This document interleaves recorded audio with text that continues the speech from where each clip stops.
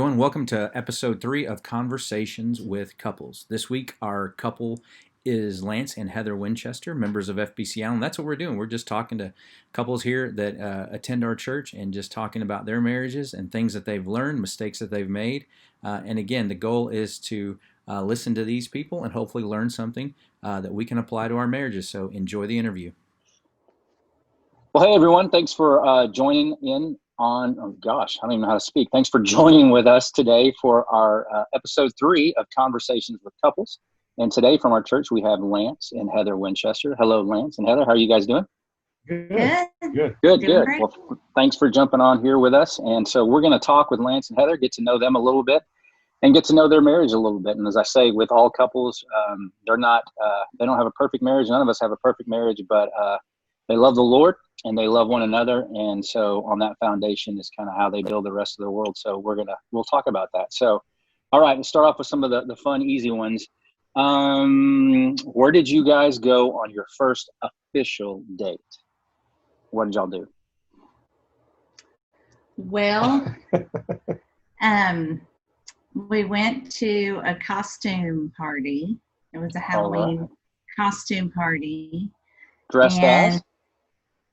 Lance was an all-out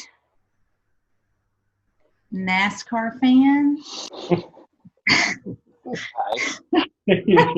He had on a plaid shirt that was too tight. He put on overalls and rolled up the legs. He had in Bubba teeth, big sunglasses, and a hat. Unrecognizable. And I thought he might like me a little bit because he would get out of character for me, like the Bubba teeth would come out when he talked to me. But for anybody else, he was totally in character. Awesome. And my sister was there, and I was like, "Hey, that's Lance. What do you think?" And she's like, I don't know. I don't know. Yeah. Right now, I'm not real impressed, but maybe when it gets into regular clothes. That's funny. What was Heather wearing? What was her costume? I was like a 70s. Yeah, she nothing was like real exciting. She was a go-go dancer. No, she was. You were like a 70s with the knee-high boots and kind of like. What's her name? Boots are made for walking lady. Yeah. Whatever her name is. Oh yeah, whatever her name is. I don't know. Well, cool. So was it love at first sight for both of you, or did it take a little bit of time, development? Well, there was a lot to there was a lot of chemistry there, and she was Heather was a special lady, and she was professional. We met at Intervoice, the company we were working with at the time in Dallas.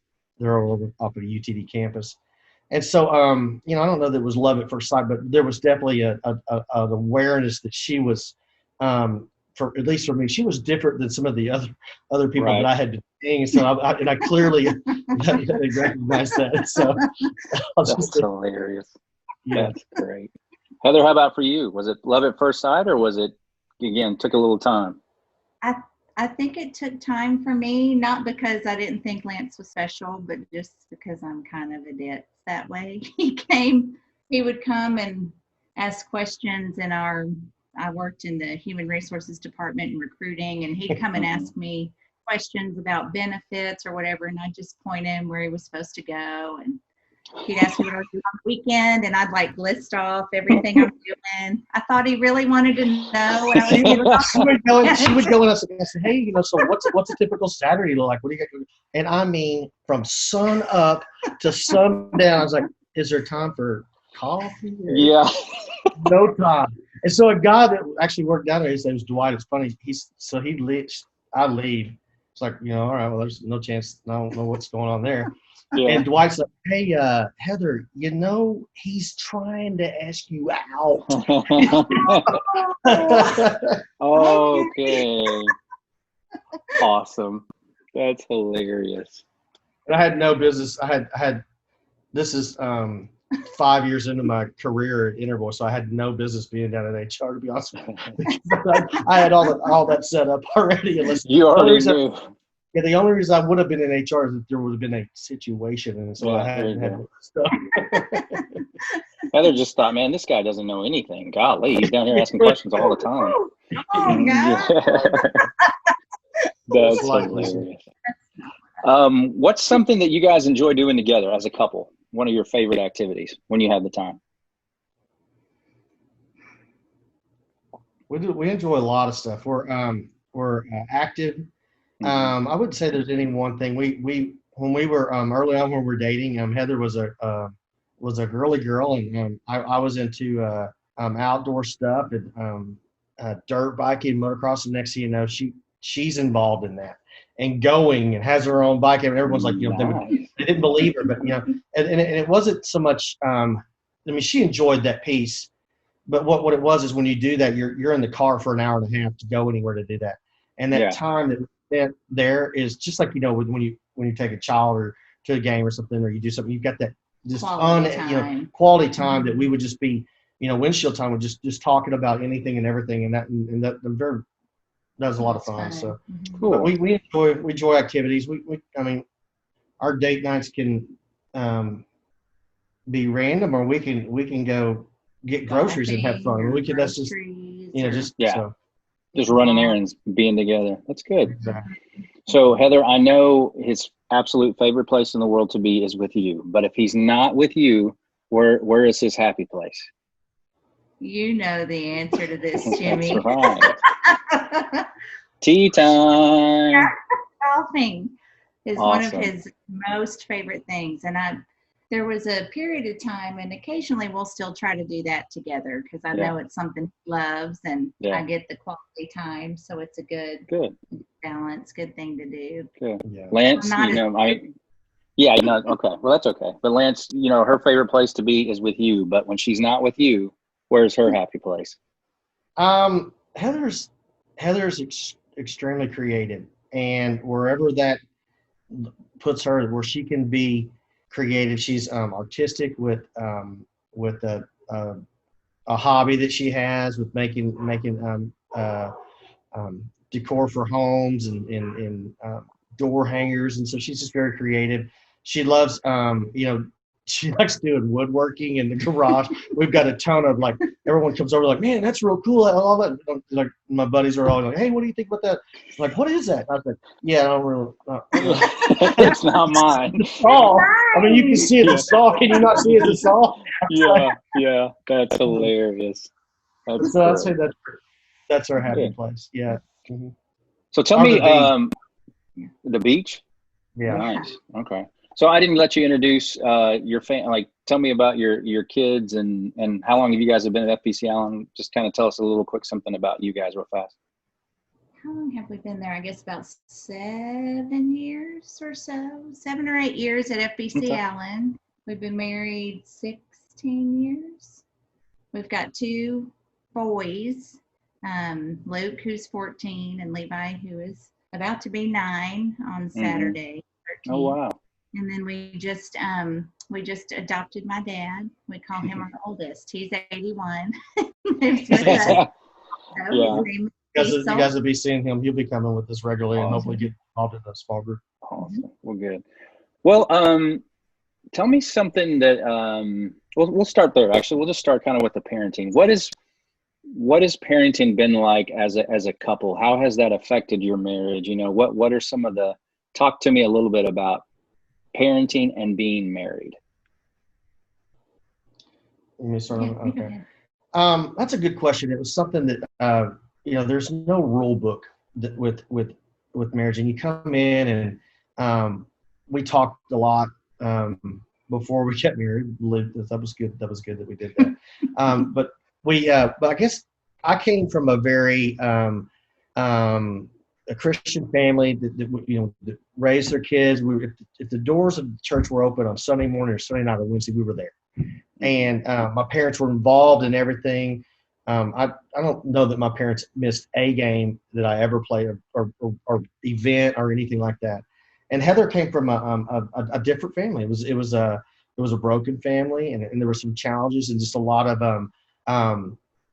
different ways to manage conflict and to navigate relationships. And so kind of came in, it's like, well, this is, I was kind of like, well, clearly, our way was the right way. You think that, but what we learned in that is it his way and her way is not the way. It has to become our way, and in the family. There was some growing pains on that. Early on in our relationship, there were, we would let the kids navigate certain things when we should be in control. We've learned that we've got a couple things that we put in place that have been great for us. One, we recognize that we're allowed to disagree with one another. Mm-hmm. And we don't do that in front of the children. In the past, there are times when we've made that mistake. And what we do now is we'll support one another in front of the children. Now, we have our quality time, and at night we'll sit down and say, hey, if there was a certain situation that arises, hey, you know what? Let's revisit that and let's talk about it. That way, we're not coming over the top of the other one, correcting them or causing conflict. That was important. Another thing that we did is early on when we joined First Baptist, we joined David Smith's class and Jack and the Lampkins and also the Paynes, and the focus of that class was parents with small children. It's when you get into that relationship, sometimes it's hard to get into a groove and get things going. And so we learned a lot about the protection of our relationship, centering our relationship on God, not having our kid as our idol.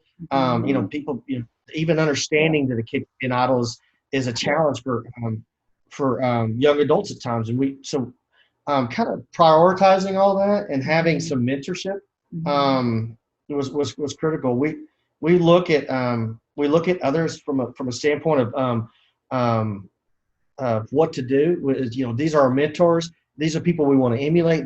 We want to emulate things, and then there's some that we look at and we learn what not to do. What not to do. So hopefully So you'll have to decide which one you are. No. That's good. That's good.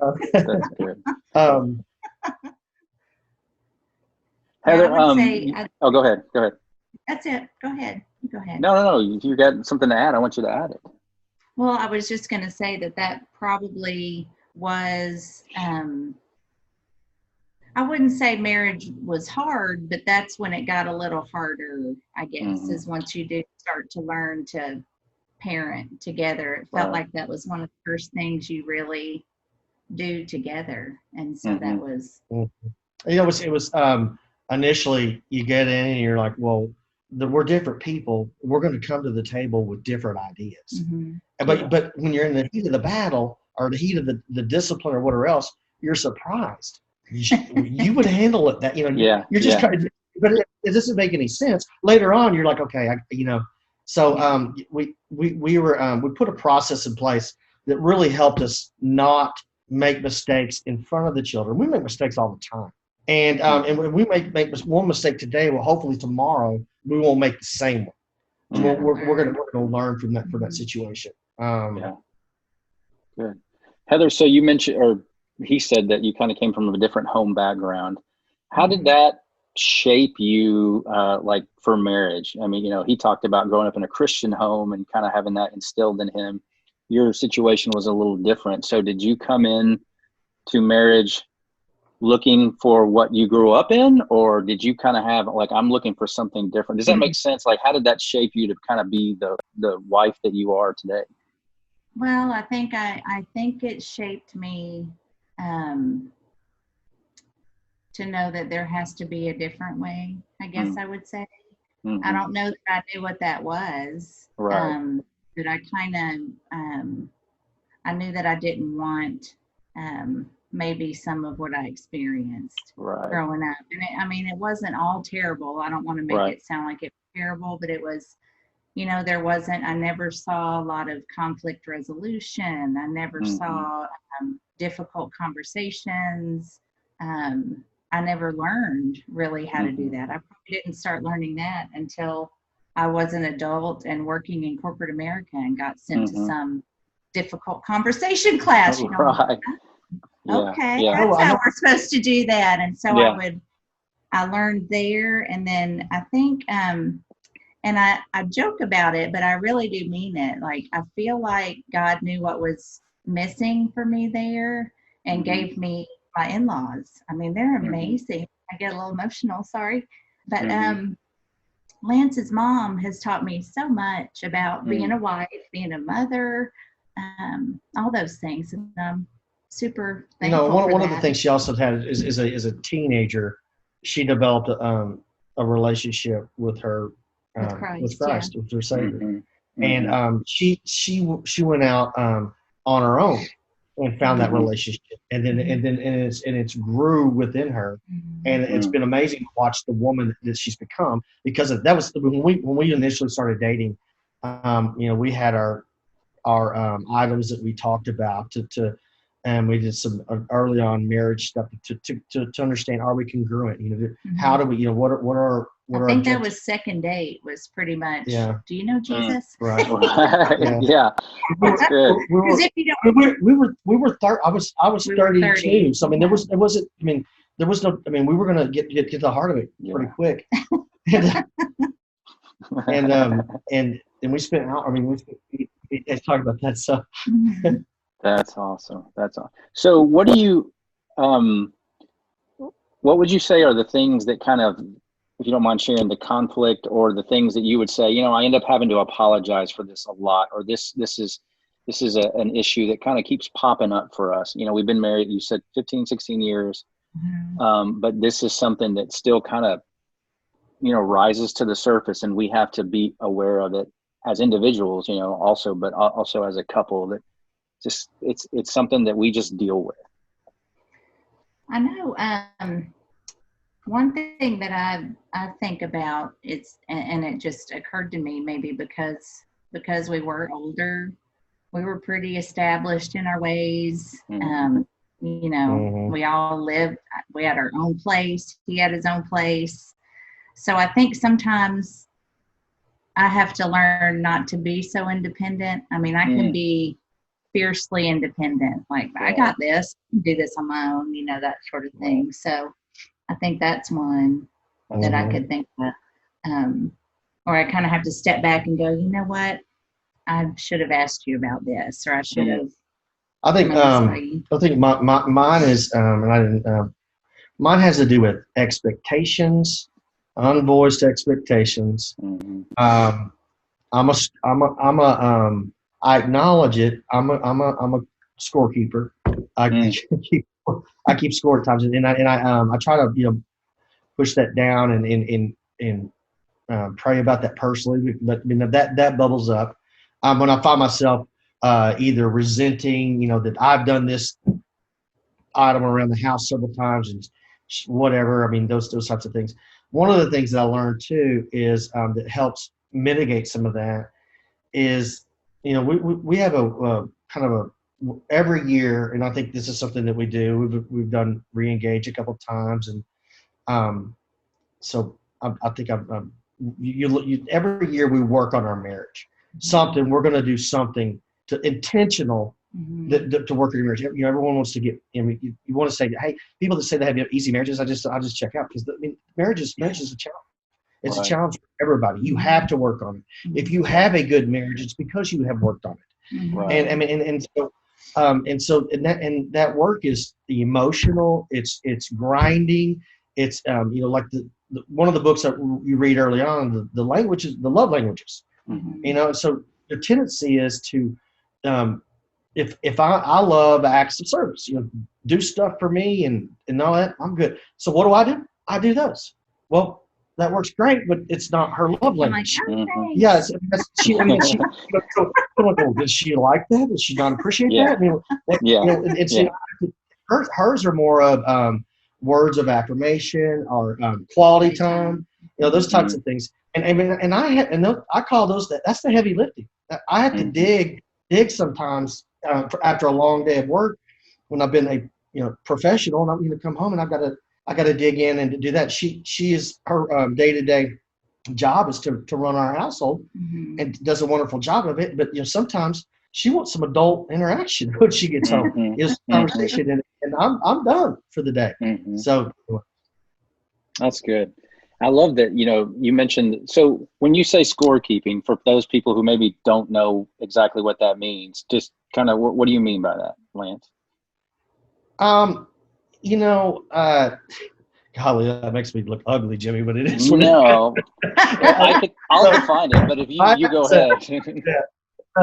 So I get up, I have coffee, I do the dishes, I got the laundry done, and she gets up 30 minutes later and she's kind of hanging around. What are you gonna do today? Nothing. I got to get the kids to school, and no big deal. And then I'm just and so I'm making these observations because I've got these expectations about all these things that need to be done. I haven't voiced. Right. I haven't shared them with them. Right. I start keeping. I start loving, and I catch myself. And I wish I didn't have that flaw, but I do that, and then it will surface in a remark that I'll make later or something, and so that's just and then then she's witty, so if I have a tone or if I got a certain thing, she's quick to understand. Quick to get back, what that tone means now. That's what that is. Yeah. So do you guys find in your marriage, specifically, obviously speaking to your marriage, is communication a skill that you do well at together, or do you struggle there? Tell me about communication in your marriage and how you guys handle that, how you do that. I think it's developed. Yeah. I think early on it was a struggle. We talked about our different backgrounds, and so but it was a struggle early on, and mostly for me. Lance would want to talk about stuff, and I'm still I didn't realize this until later, like I need processing time. I have to stop. I need a minute to kind of think about what am I really feeling, and why am I feeling that way, and what is really bothering me, and I need a minute for that, and Lance doesn't. That would set me off. I'll be honest. He's usually ready to resolve it quickly, which is good, but I'm not going to fully resolve it if I don't get a minute to kind of think about it. So we had to learn that part of each other, I think, and have grace for our different styles. And but I think we're better at it now than we were. I think we still have learning to do. I think what we learned is I had a definition of communication. She had a definition of communication. It wasn't the same, and mine was the right and hers was the wrong. But we both thought that way, and we've learned. I know that she's not stalling or giving me the silent treatment because she doesn't want to talk with me. I was certain. You couldn't have convinced me otherwise. When I was dead wrong. And now I realize that she just needs time to arrange her argument, probably in her head. No, her thoughts clearly in her head, so that she says what she intends to say, and what we do. It took some time to develop. I think that's still something that evolves, but we've gotten exponentially better. We don't. One of the things that we do is that we talk about everything. There's nothing that we don't. We don't leave things unresolved at some point in time. We're gonna come up with an acceptable time frame that we both agree upon, but we're gonna do that. The cool part for me with that I've seen, because I didn't grow up with it, is I see our kids doing it. I see our 14-year-old like, wait a minute, can't we talk about this? Can we have a conversation about this? Can we? And Levi too, he's barely 9, and so I'm like, okay, that's good. They're gonna learn. My mother and I, we're similar personalities, so we bash heads quite a bit, and we'll argue about certain things, and so Heather would see that early on, but she would also recognize the love that we have. We wouldn't be detrimental or mean to one another. Right. But we could disagree, and we get to that place where we could do that. And I think that's something that Heather and I we don't exclude the kids when we argue. If someone else is, the idea is when we're having a disagreement, anyone can be in that room with us. We're not. Well, it depends on the disagreement. Right. If it's appropriate. Yeah. But we're not yellers. We're not throwing out threats that we're not going to follow through, or things that are unhealthy.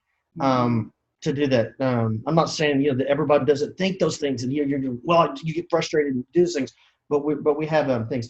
One thing that we've done too that has really helped is we pray together frequently, and we pray together in the morning. We pray together as a family, but when we pray together in the morning, it's real difficult to have an argument right after you pray.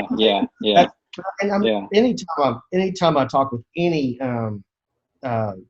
friend or someone that may not be a regular attender at a church thing, first thing I say is, if they're doing this, just pray with your wife in the morning. Anything you do for a week, just see what happens. And as we all know, God will just surround that and show you things in your marriage that and soften your heart. There's a lot of things he'll do. That's good. And I love what you said earlier. You talked about because I think definitions, I don't know if you use that word, but definitions in marriage are so key because, like you said, communication, Heather had a definition of what that was, and Lance had a definition. And so if you don't talk about those definitions, then there's going to be major conflict because you have expectations of what that's going to look like. And so that's so good. And I like that you model, to some extent, you're modeling dealing with conflict in front of your kids. I know, there's certain things you don't want to talk in front of them, but if they can see you kind of resolving stuff, then that teaches them a skill and teaches them that, hey, it's important. It's very healthy. Yeah, that's good. So we've made mistakes here, but yeah. So Heather, if you were going to go back and talk to you on day one of your marriage, what's something that you would tell yourself to say, hey, you need either do this, think about this, do this different? What advice would you go back and give Heather on day one of marriage? I think, and it's something I still say now because I learned it, but I think assume good intent. Assume that everyone's just trying to do their best.